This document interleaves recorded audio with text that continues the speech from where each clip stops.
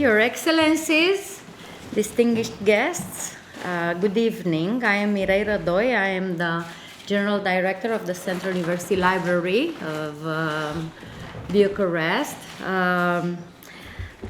We are witnessing today an example of excellent collaboration between two cultural and educational institutions, the Central University Library and the Museum of National Museum of Romanian Literature. When the manager, Professor Ioan Cristescu, the manager of the National Museum of Romanian Literature, asked me to moderate this evening, this special evening, I told him immediately yes, because I'm very pleased and honored to be today here in this acting situation status. It's an example from which we can understand why it's important not to be, too proud and too narrow in our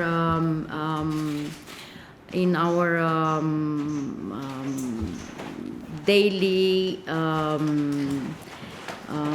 status, social position, but we can cooperate, we can coordinate, we can communicate, and we can co-organize things together, and we can establish links of trust and to put each other like persons, but also like institutions in our capacities, to put each other into beautiful light. So I prepared myself. I did my homework, and I'm a sociologist. I'm not, as Professor Cristescu is an expert in literature, but that's why I was very careful in doing my homework, and I will start to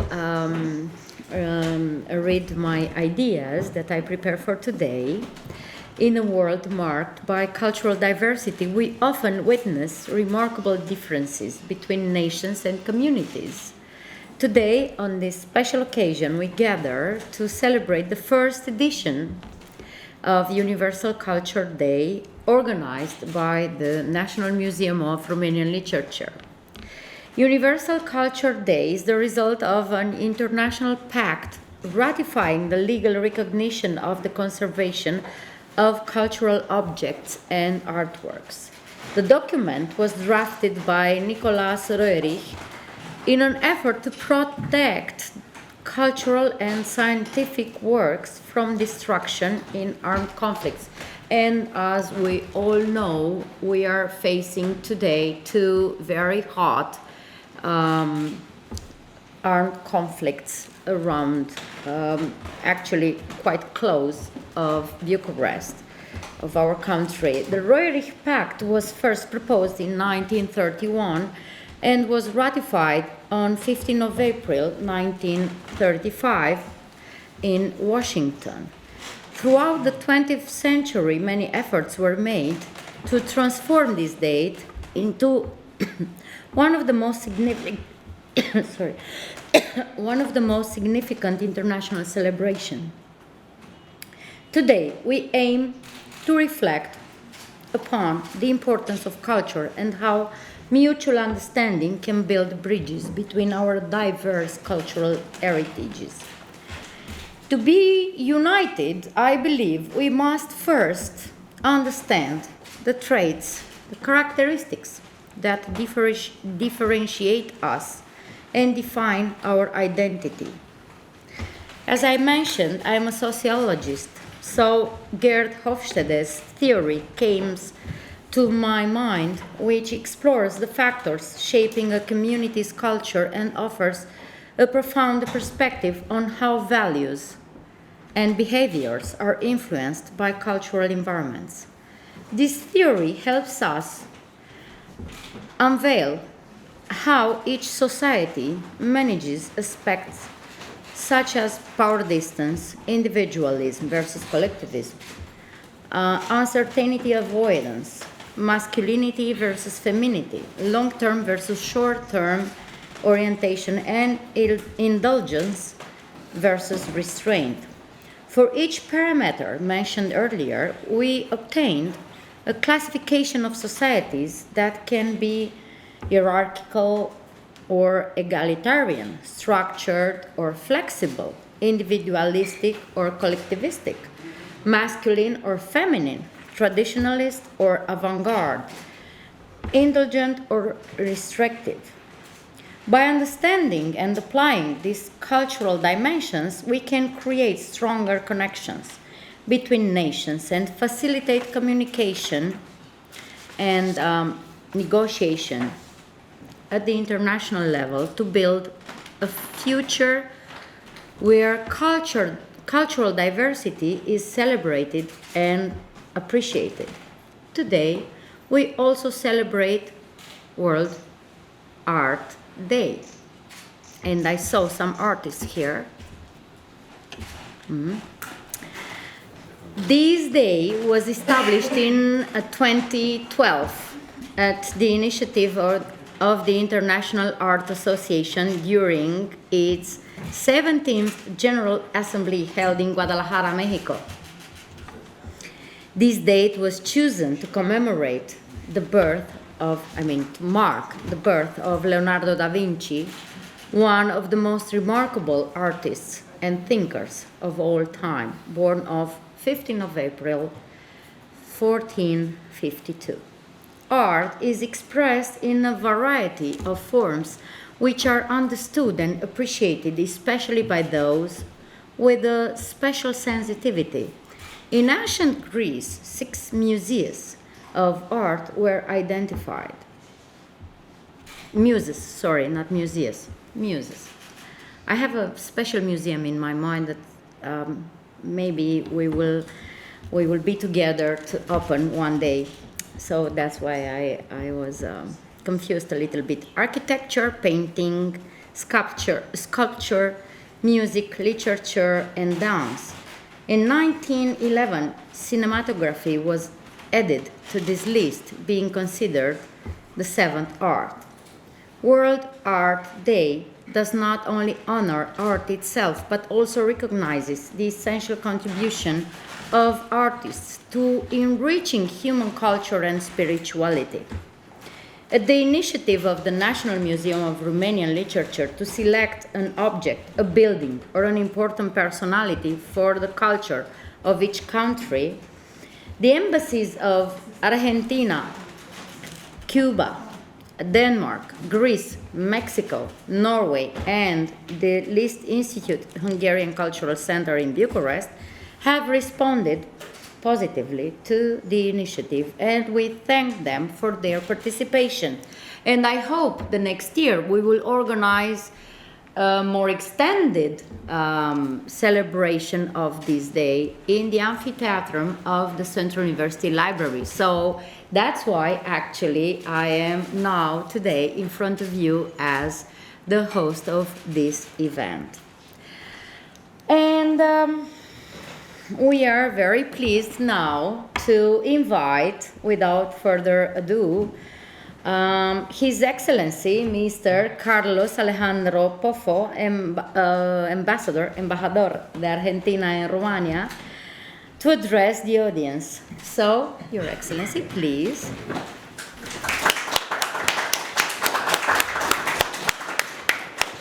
So, el micrófono es... Okay.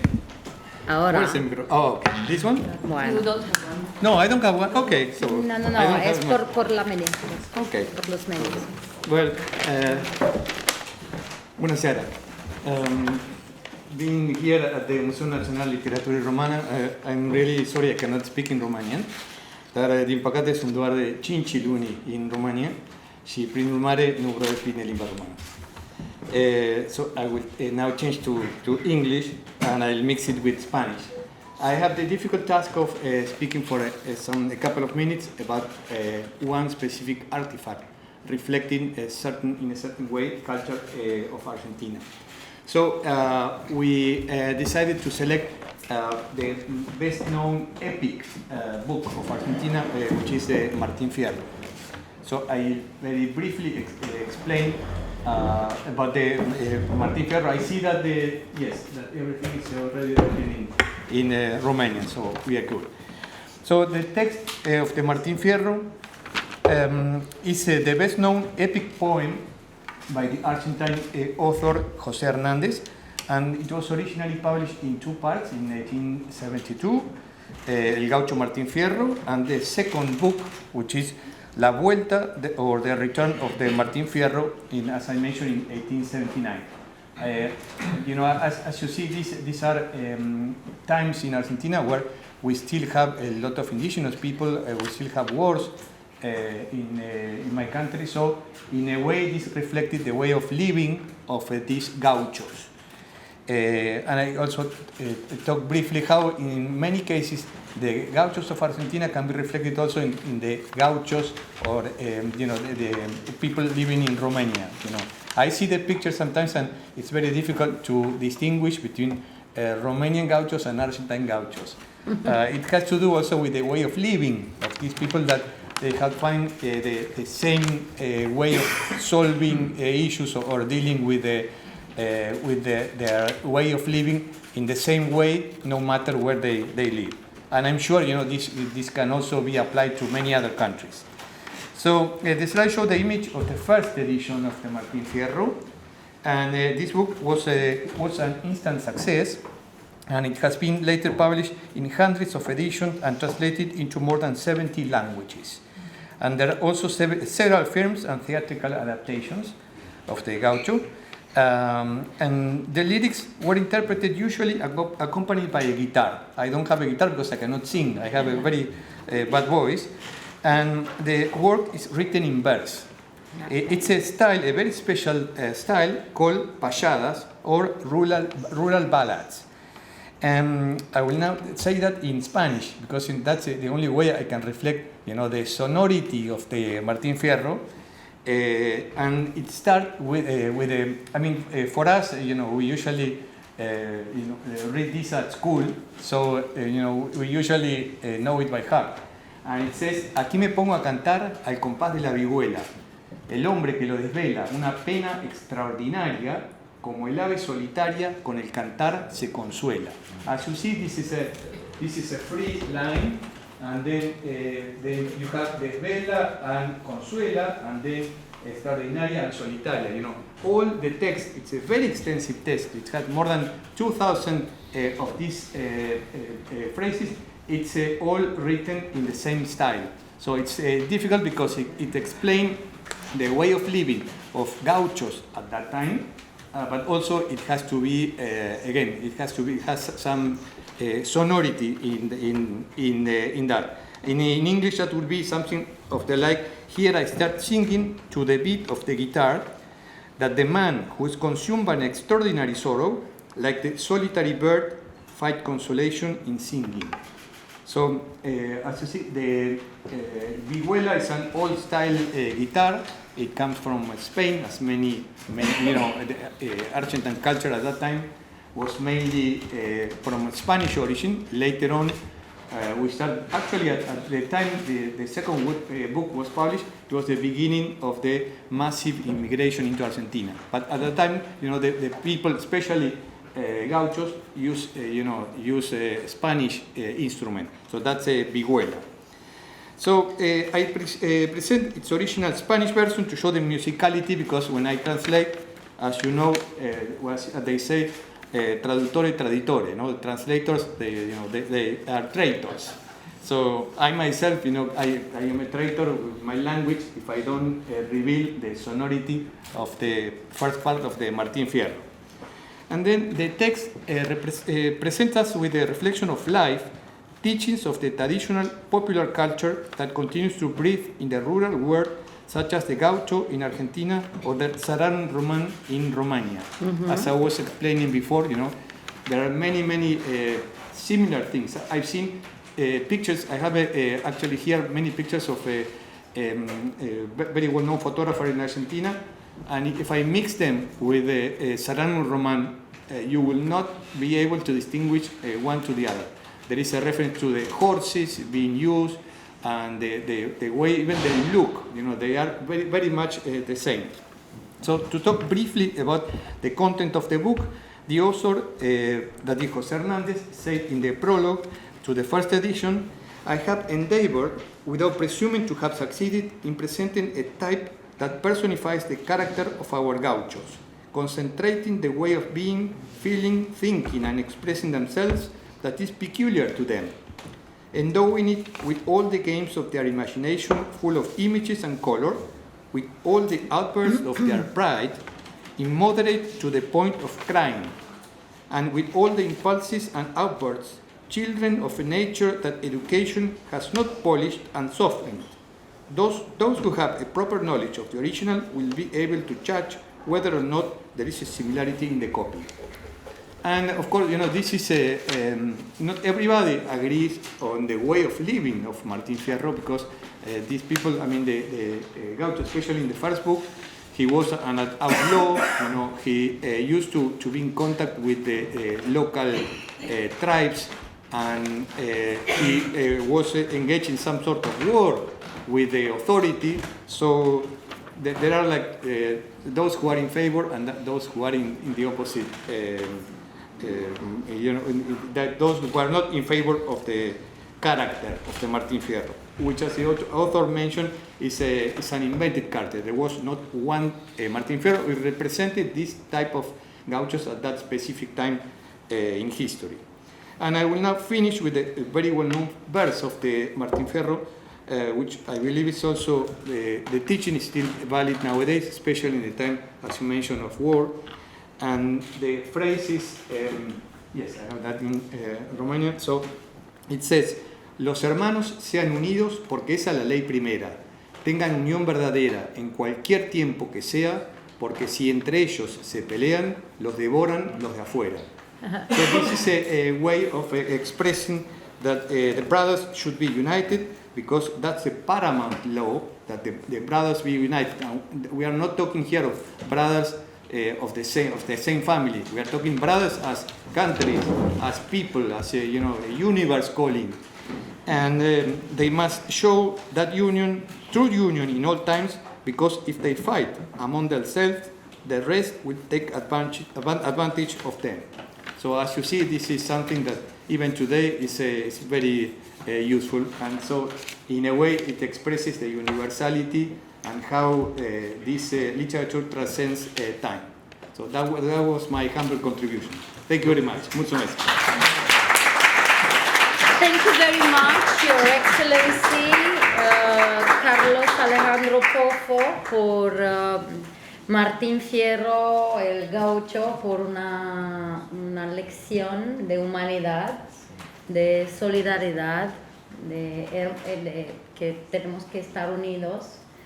Y me acuerdo un espectáculo que tuvimos aquí de Gotham Project de Argentina, que reformuló y hizo algo extraordinario con una pena extraordinaria, como el ave solitaria con el cantar se consuela. Gracias. I will invite now, I would like to invite now Her Excellency, so to remain in the area, Mrs. Amparo Anguiano, embajador de México. Embajadora, disculpe. Gender. Yes, Spanish but in English it's ambassador. Yes, in English of Mexico to Romania. So, la señora embajadora de México. Thank you, Your Excellency.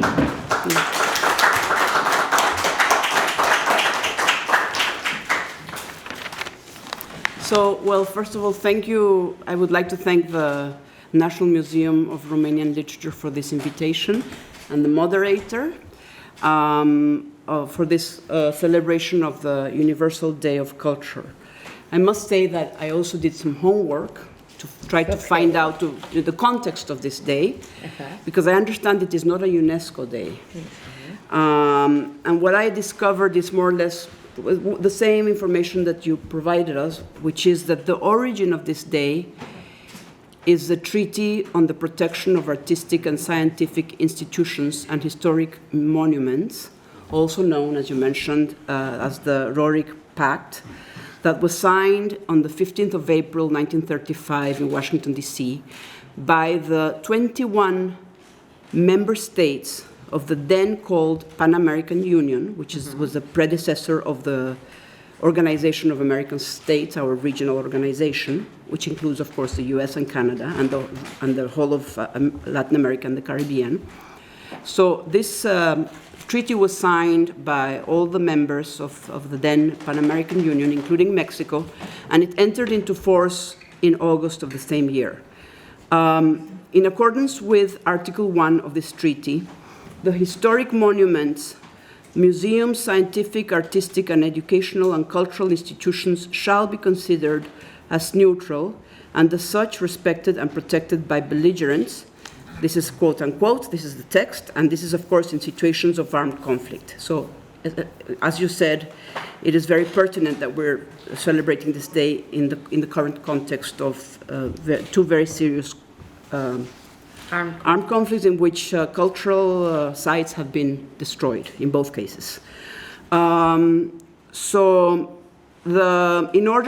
to this treaty, in order to identify the protected cultural assets, the pact provided for a distinctive flag, which was a red circle with a triple red sphere in the circle on a white background, in accordance with a model that was provided as attachment to the treaty. Although it is a regional treaty, not a universal one, it is part of the existing body of international humanitarian law. In fact, the Roerich Pact is mentioned in Article 36, Paragraph 2 of the Hague Convention for the Protection of Cultural Property in the Event of Armed Conflict of 1954, in which it is stated that the latter, the Hague Convention, is supplementary to the Roerich Pact in the relations between states which are bound by these two treaties. In other words, it is the states which are bound by the Hague Convention and by the American states which signed the Roerich Pact. So that is the background to today's celebration.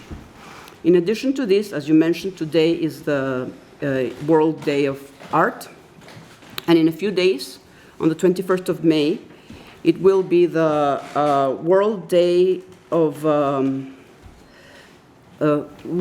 the diversity, cultural diversity for dialogue and development, which is a UNESCO day. So there's several events around culture. Now, for this event, for this celebration, what we chose is an image. The image that we chose to represent Mexico is a ñerica that was made by Wixárika artist Yucaye José Benítez Sánchez, who died. He was born in 1938, died in 2009.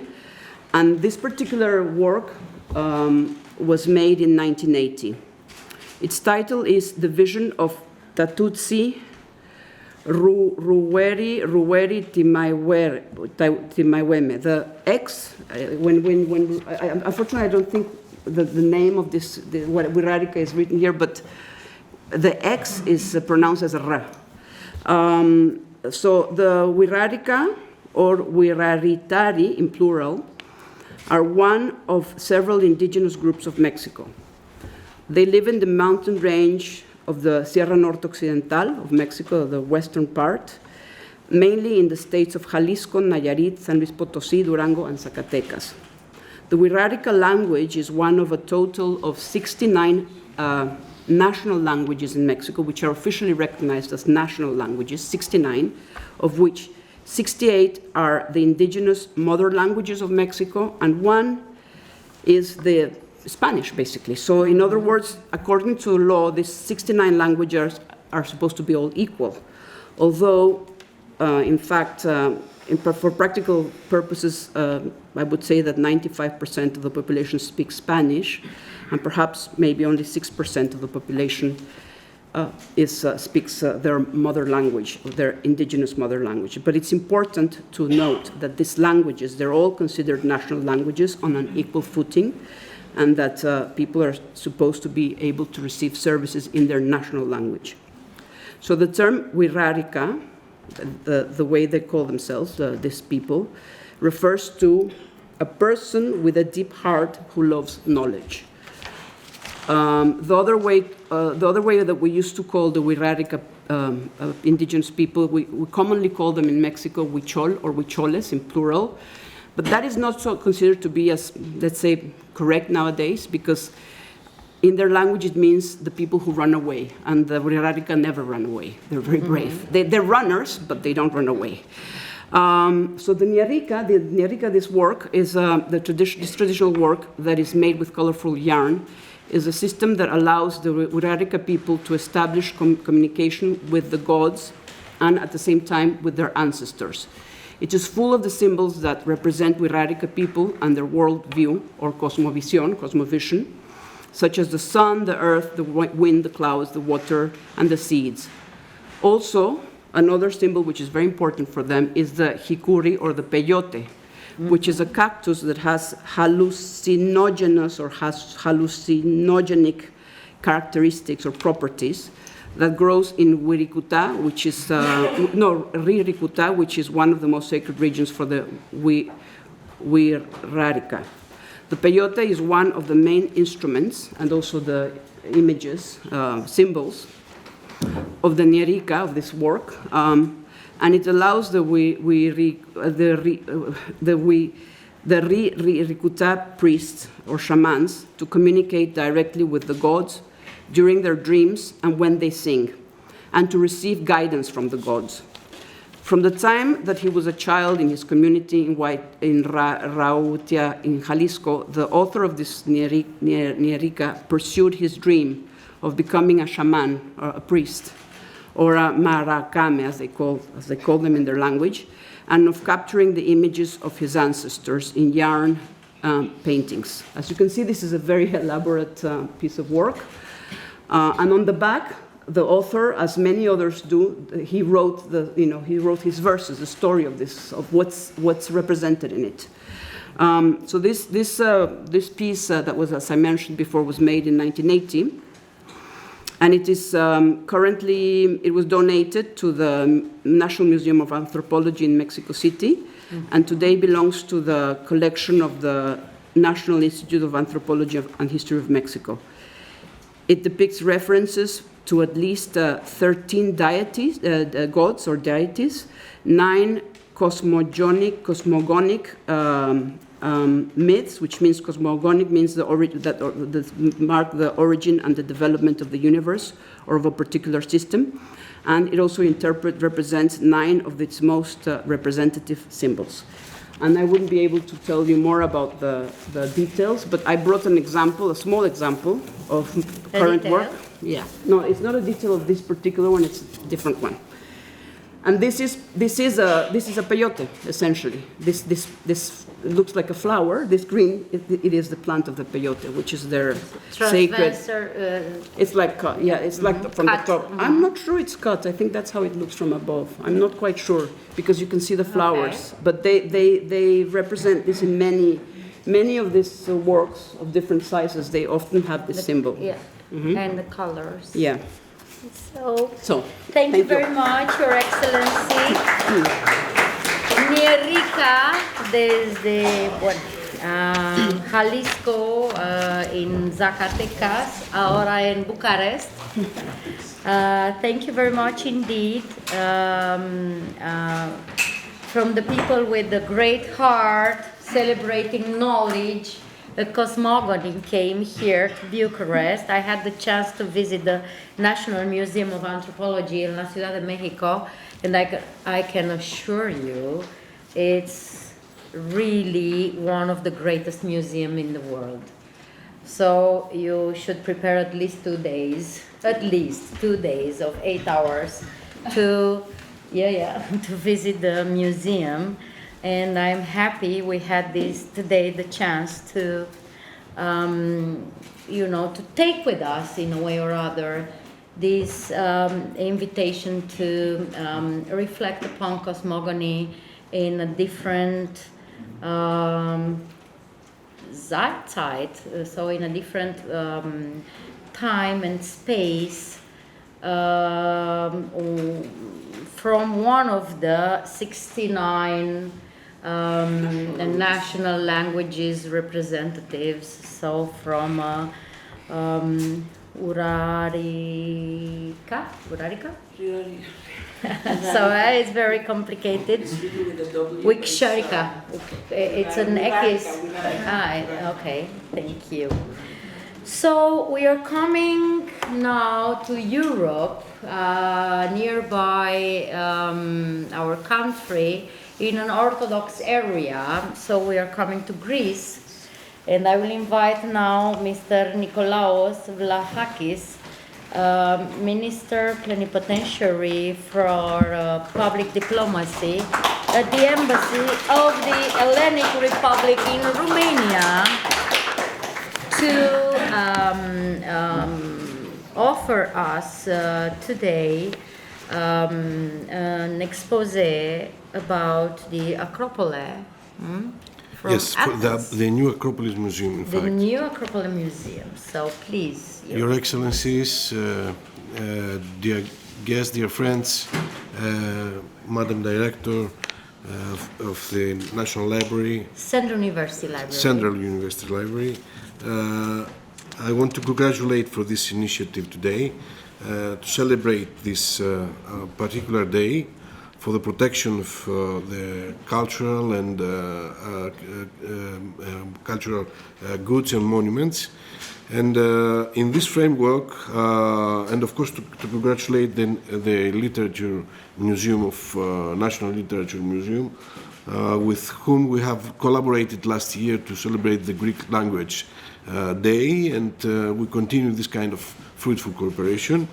I shouldn't escape this opportunity of this International Day today, to present the most emblematic monument of Greece, but in the new framework which gives us the new Acropolis Museum. The new Acropolis Museum was built up and was inaugurated on some 15 years ago, but at that time, the main argument for building this new museum, because as you know, as probably know, if you have visited Athens in Greece, there is a very rich national archaeological museum containing all the treasures of Greek archaeology.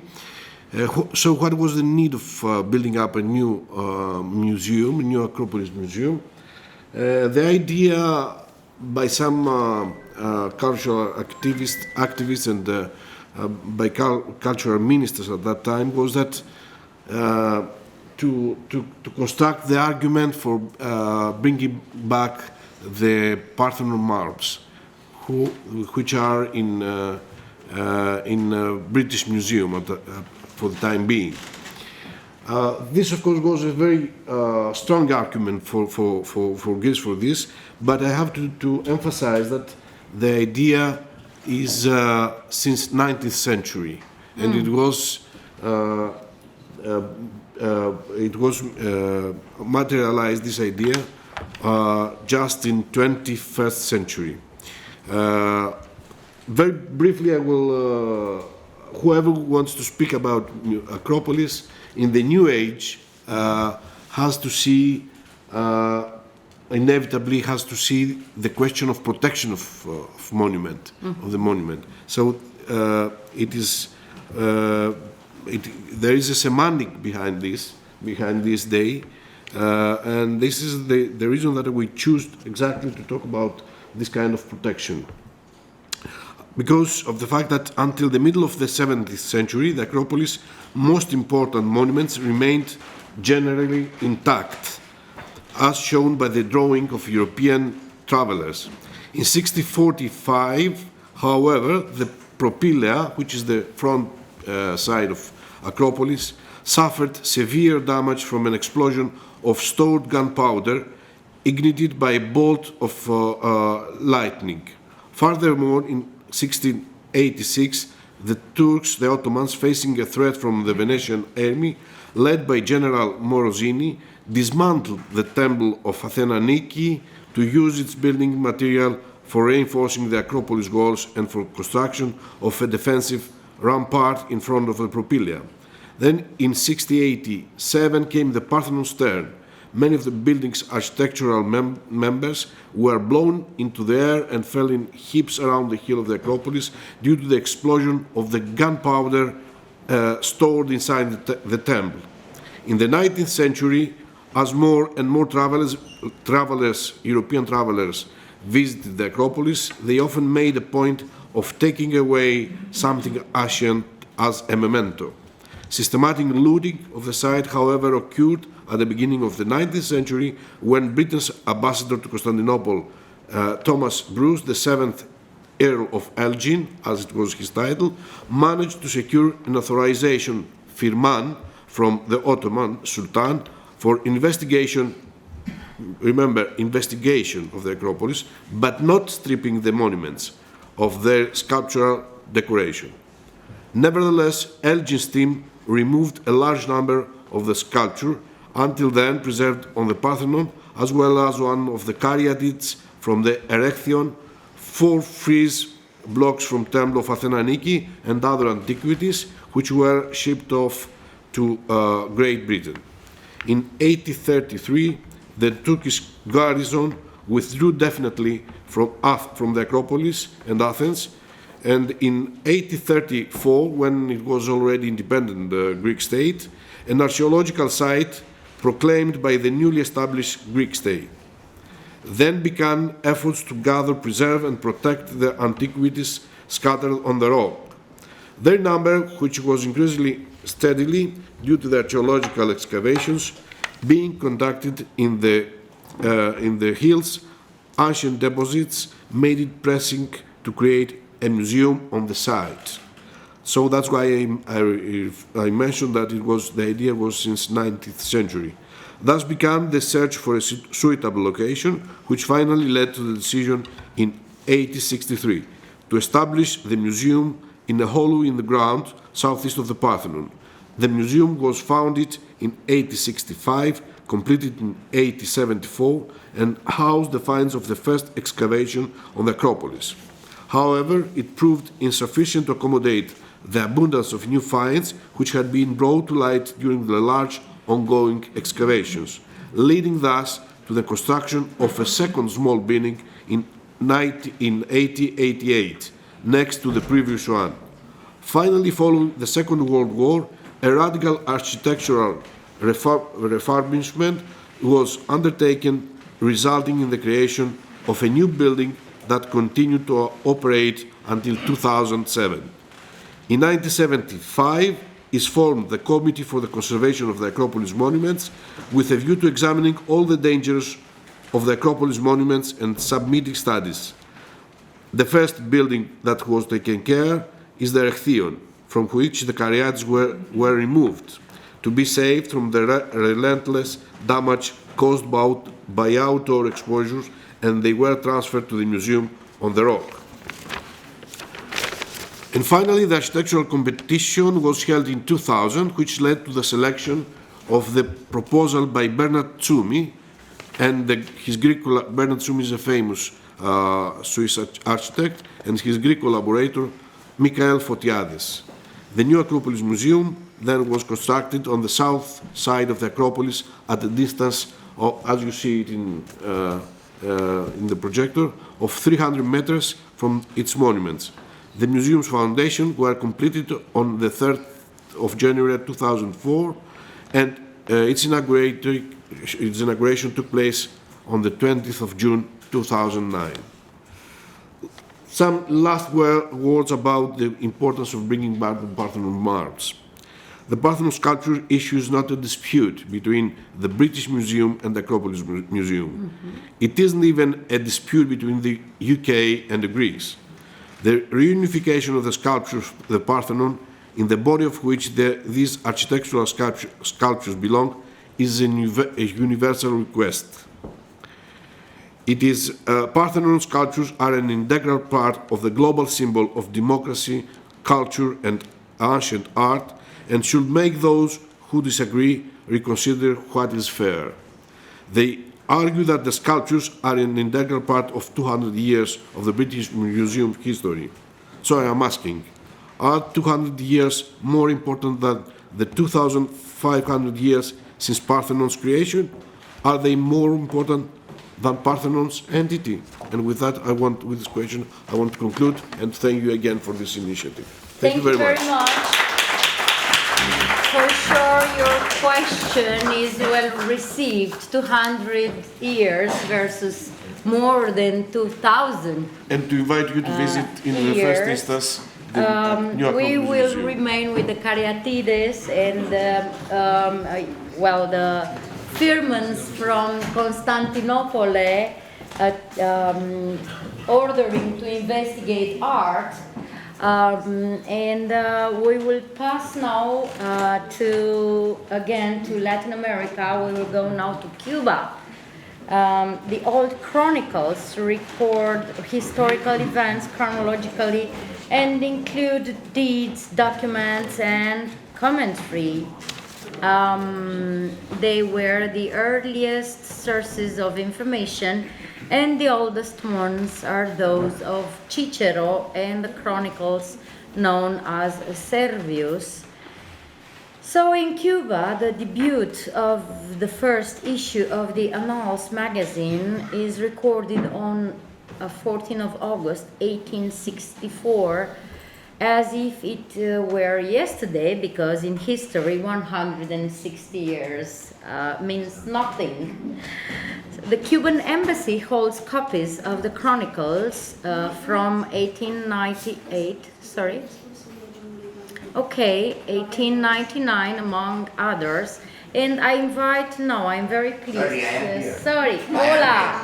No, es que no estoy. I see you are very happy, and happy also that you read very good English. Your Excellency, Vladimir Perez Casal, Counselor at the Cuban Embassy. Yes, thank you very much.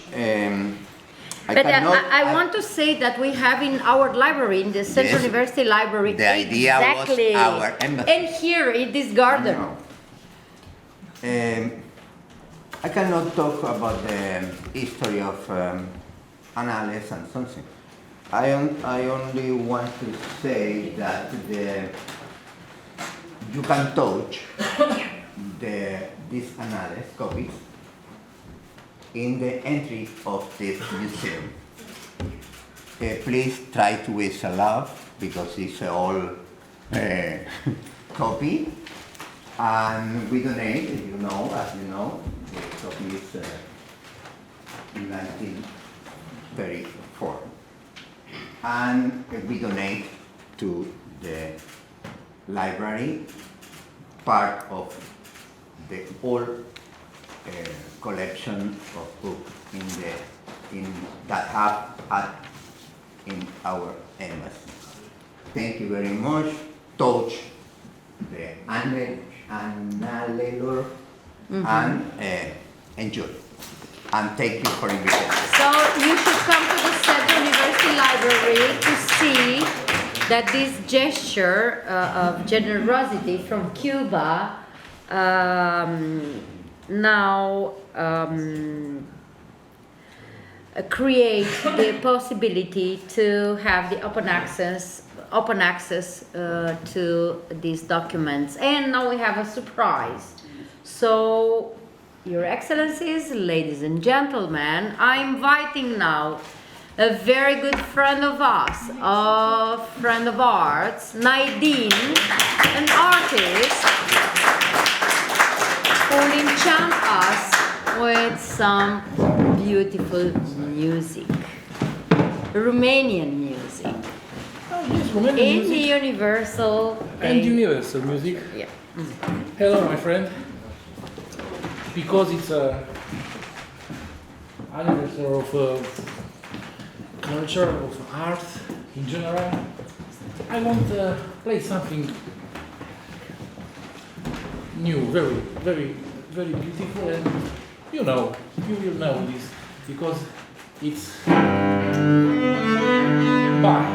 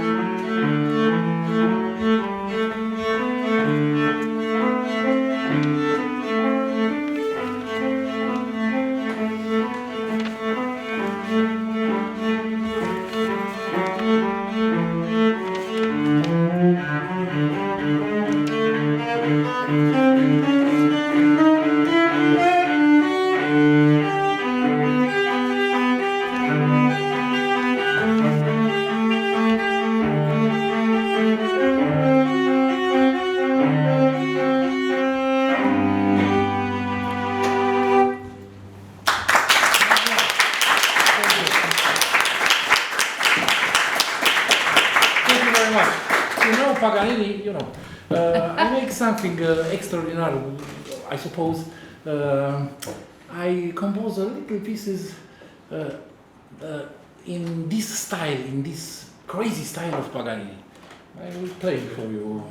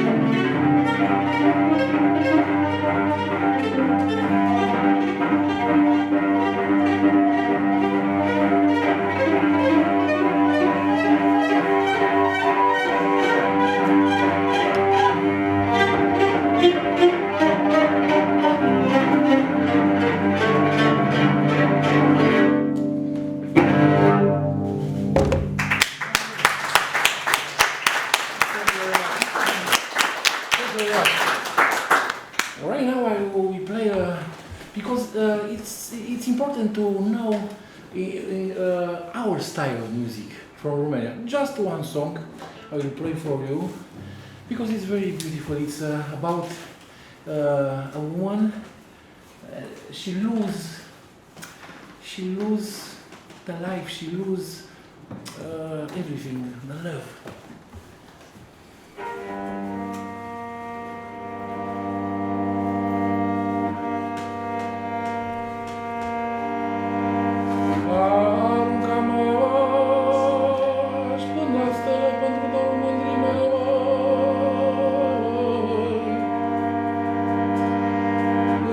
așa-și ultima n-aș găzdălui.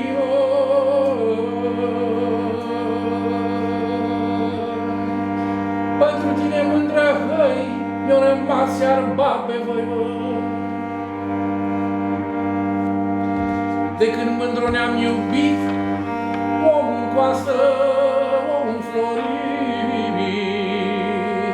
Dar de când noi ne-am lăsat, omul coastă s-o uscat. Dar de când noi ne-am lăsat, omul coastă s-o uscat,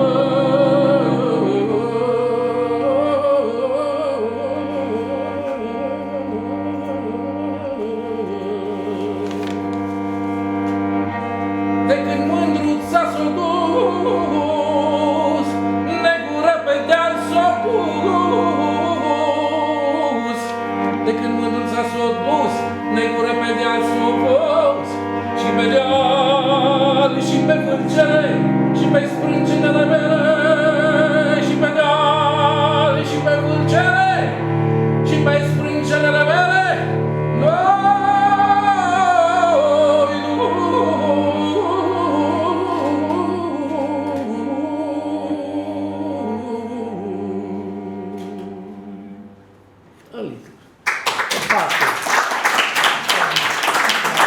Thank you very much.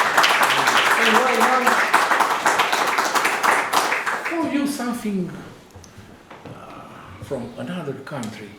I will sing for you something beautiful. You will see. It's very known. But it's beautiful to change the style. Classic or not classic now. Latino. Qué bonitos ojos tienes debajo de esos 12 años, debajo de esas 12 años. Qué bonitos ojos tienes.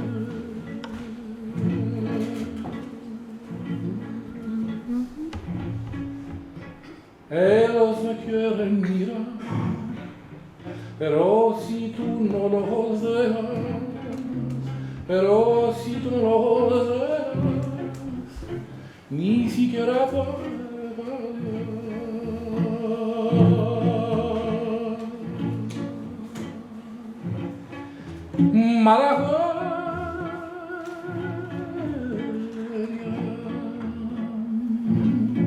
salerosa,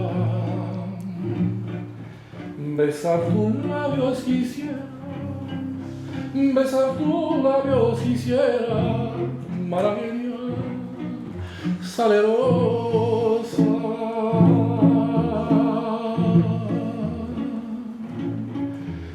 Y decir,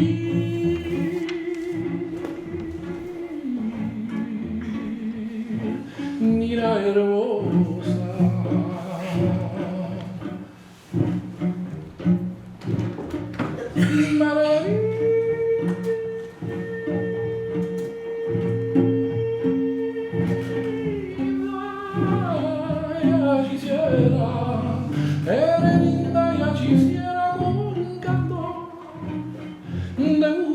rosa,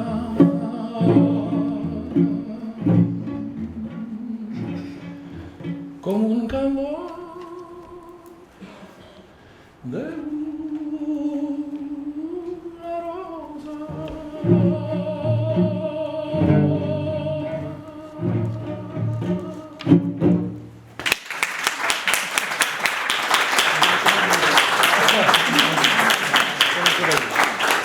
Right now, the last piece is something beautiful and very solar music. It's about Italia, it's about O Sole.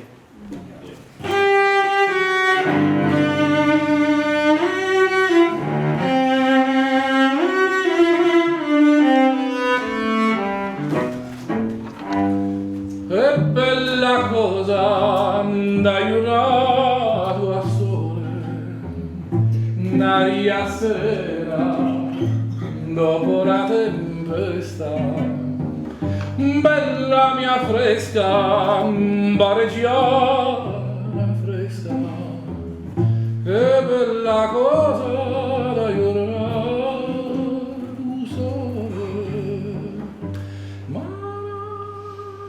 tu sai che io non hai, oh sole mio, stai in fronte a me, oh sole mio, stai in fronte a te, stai in fronte a te.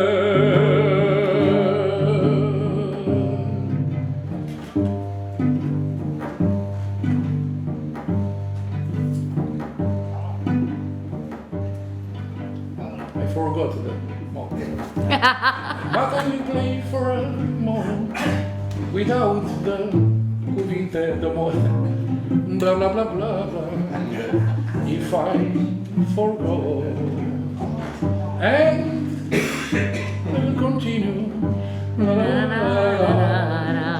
Maybe you. Da da da da da da da da da.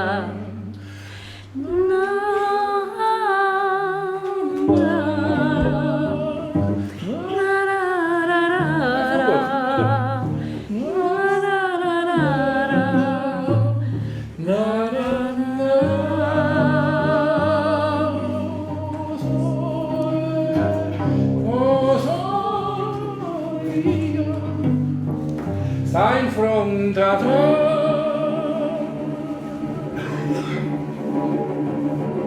It's very difficult. I won't finish this. Okay. Oh no. Sign from the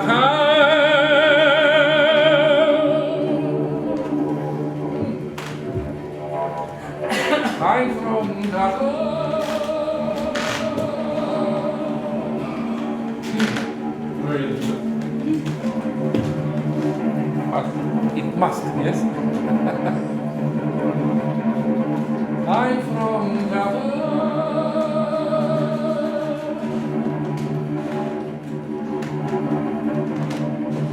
I'm from the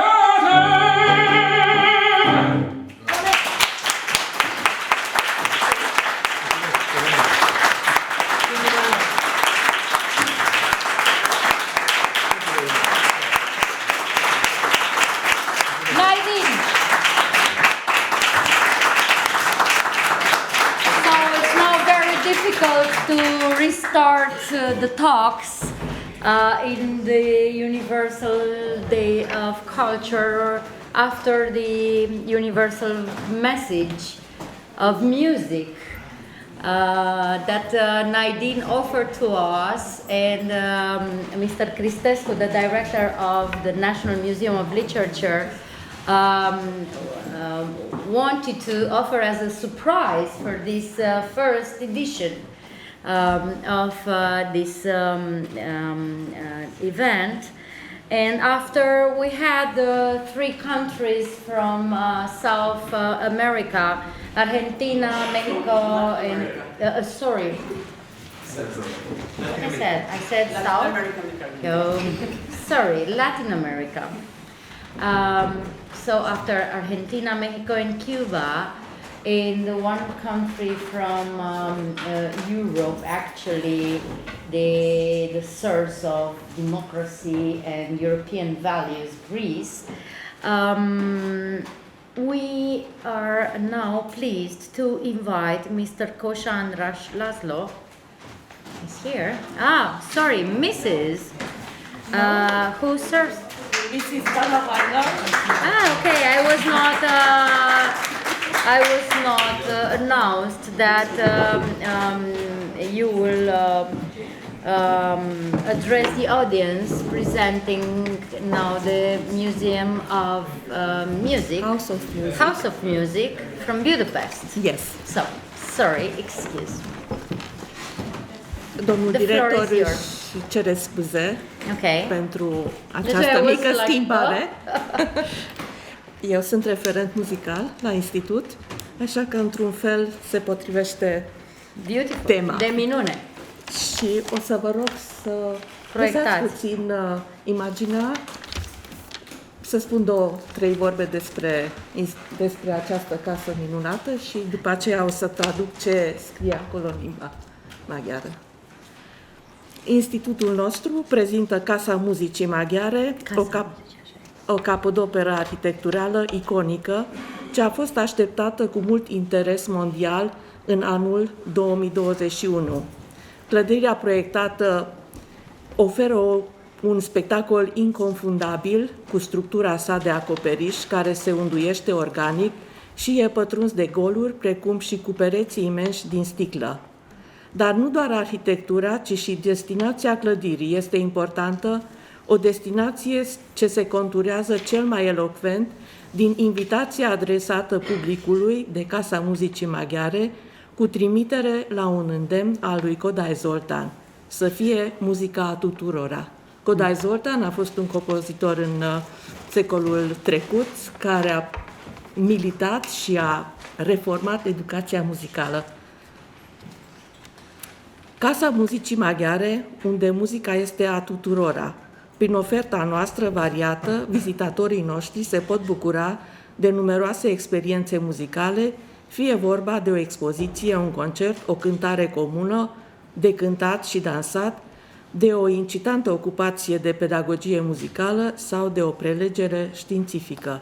Casa Muzicii Maghiare își așteaptă vizitatorii fără limită de vârste, indiferent de preferințele muzicale, de nivelul de cunoștințe, fiind deschisă pentru orice fel de interactivitate. Trăiește muzica, ascultă muzica, creează muzică, învață despre muzică, află curiozități despre muzică, descoperă muzica, cercetează muzica, fă experimente cu muzica. Așa își invită vizitatorii Casa Muzicii Maghiare. Și acum să vedem câteva imagini. Casa Muzicii Maghiare s-a construit în apropiere de lacul din Parcul Central al Budapestei, pe locul unde se aflau clădirile dărăpânate de birou ale complexului expozițional Hungexpo. Asta a fost înainte. Clădirea, proiectată de arhitectul japonez Su Fujimoto, oferă un spectacol inconfundabil cu structura sa de acoperiș care se unduiește organic și este pătruns de goluri, precum și cu pereții imensi din sticlă.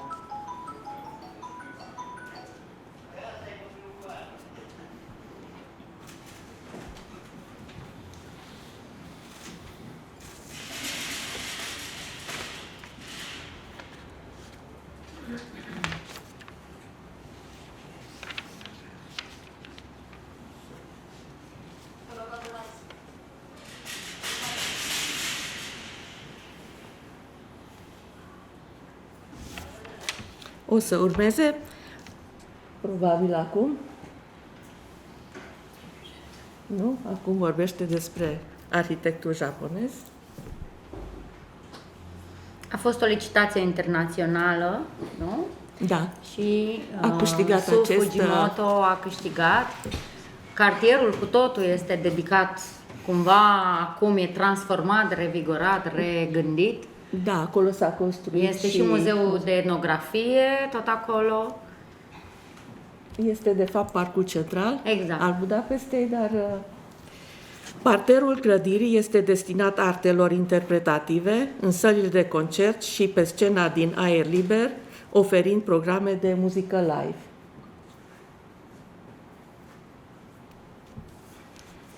Etajul clădirii găzduiește o bibliotecă și un club cu spații luminoase destinate educației și asimilării unor cunoștințe mai aprofundate.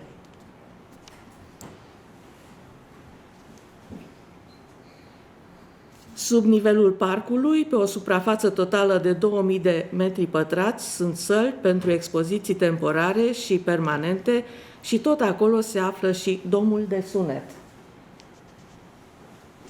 Casa Maghiară a Muzicii și-a deschis porțile pentru public la sfârșitul lui ianuarie 2022 cu programe muzicale și expoziții incitante. Mulțumim foarte mult! Mulțumim și noi pentru prezență! Mulțumim doamnei Bara Hainal, nu? Până la urmă am fost pusă la curent. It's an extraordinary museum, and it was very well placed, this presentation, after Nadine intervention. So again, about the music.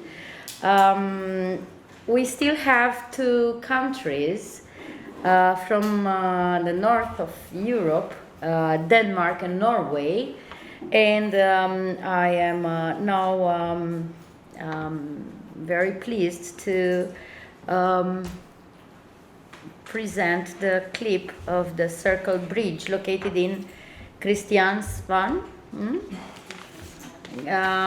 Please, you can. I don't want to make the same mistake that I had with Mr. Consular Vladimir Perez Casal from the Cuban embassy. So I don't want to take your role to present the bridge and so on. So I will invite you to make the presentation. Thank you.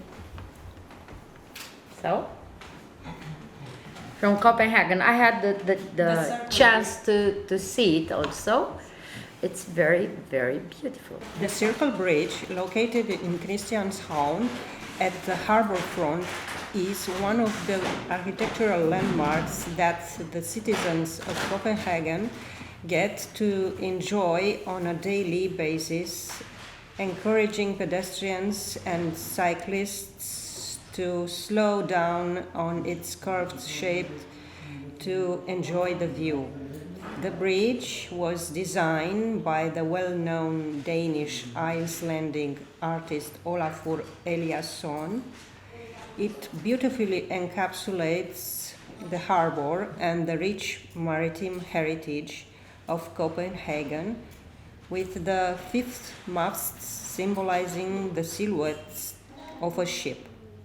The bridge is thus one of the many architectural reasons for which the capital of Denmark was nominated World Capital of Architecture by UNESCO UEA in 2023, a title that Copenhagen will hold until 2026. My presentation in English is ended here.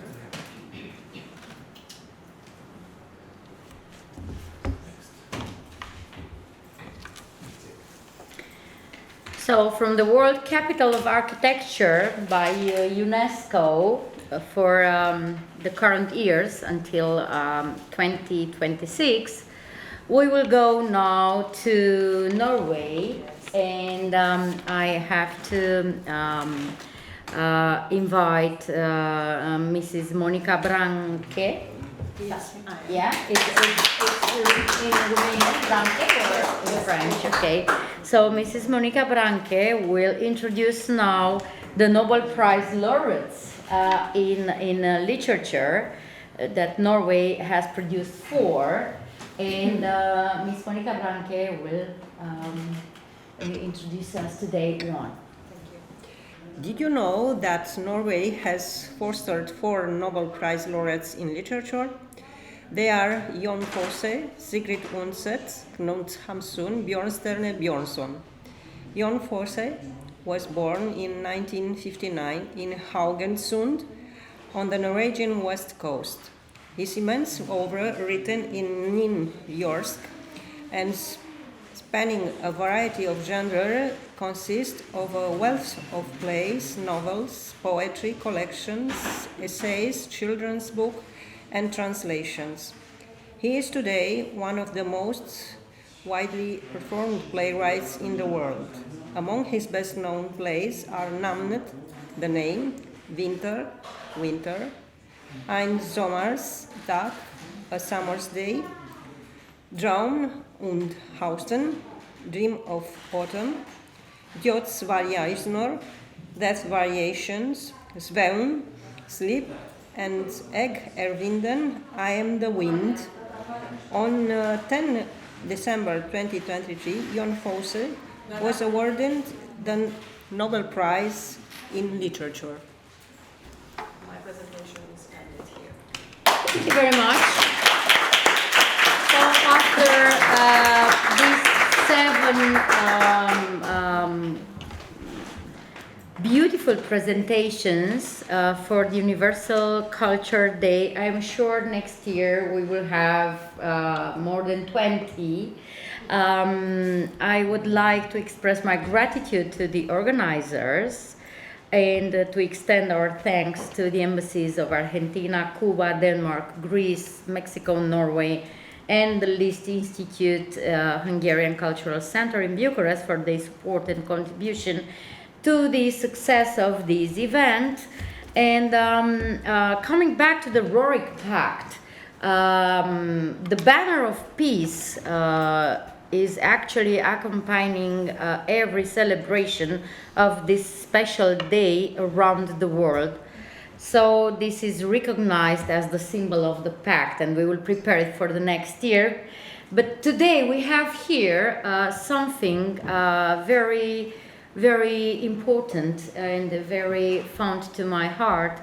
It's a piece of art of Vladimir Zamfirescu, and is the Kiss of Judah.